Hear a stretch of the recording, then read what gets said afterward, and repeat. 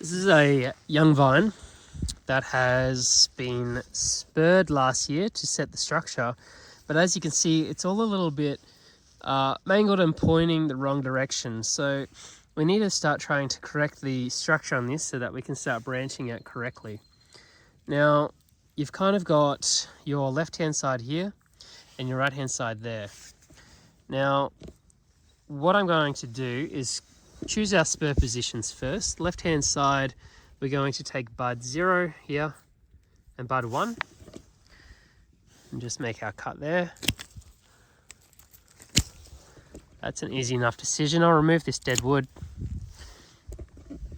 And then the right-hand side, I'm going to take, let's see.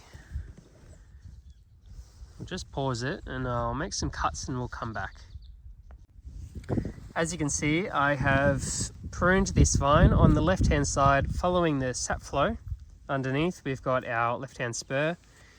I've gone for bud 0 and bud 1 to get the correct bud orientation.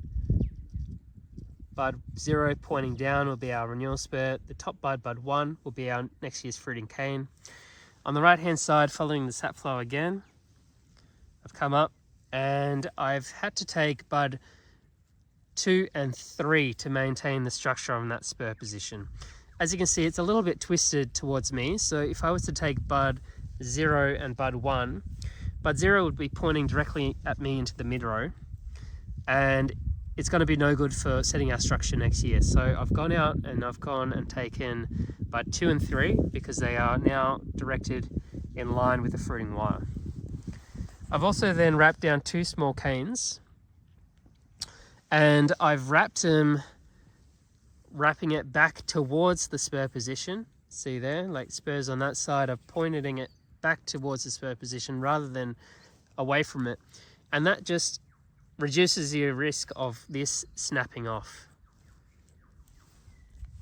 Particularly important when you're wrapping down something that has been grafted.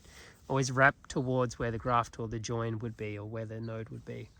So I've wrapped both arms down. That's giving the vine a lot of stability, and it's allowing me to recenter the shape of the vine and try and direct both spur positions back in line with the fruiting wire.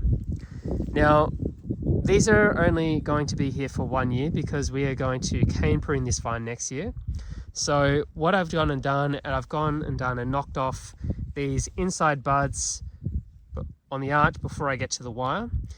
And I do that because it's going to remove a lot of congestion in here, and I don't want to jeopardize the spur positions that I've got. So I want to remove any shoots in here that could potentially knock them off.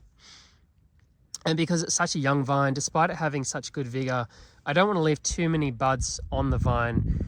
So I only want to leave 4 to 6 each side. So it's easy enough to come along with your secateurs as you're pruning and wrapping down and just gently knock off your few buds, the ones you don't need, typically the ones underneath, 1, 2, 3, and anything on the curve.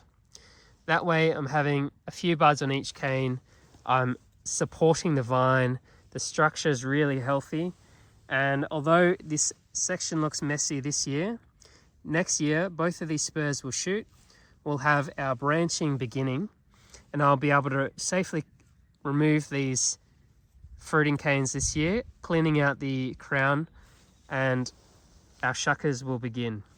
And then the following year we'll continue branching off that.